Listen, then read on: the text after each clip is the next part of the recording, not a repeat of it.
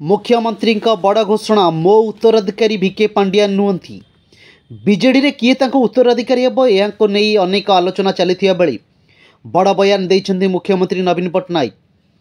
एक साक्षात्कार रे कहिछन्ति मो उत्तराधिकारी भिके पांड्या नुहति पांड्या निर्वाचन रे मध्ये छिड़ा होई नांती तेणुकरी ए कथा को कहीं बढ़ाइबा कुआ जाउची मु जानि पारु नाही।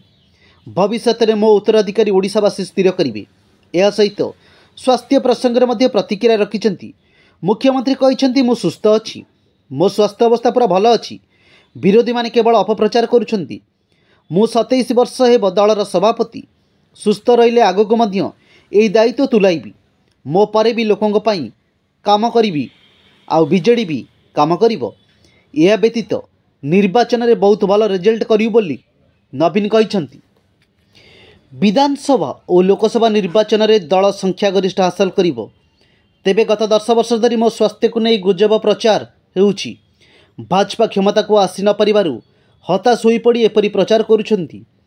तेबे बुधवार प्रधानमंत्री नरेंद्र मोदी तांकर स्वास्थ्य अवस्था को नहीं उठिथिबा प्रश्नर मध्य नवीन प्रतिक्रिया रखिछन्ति।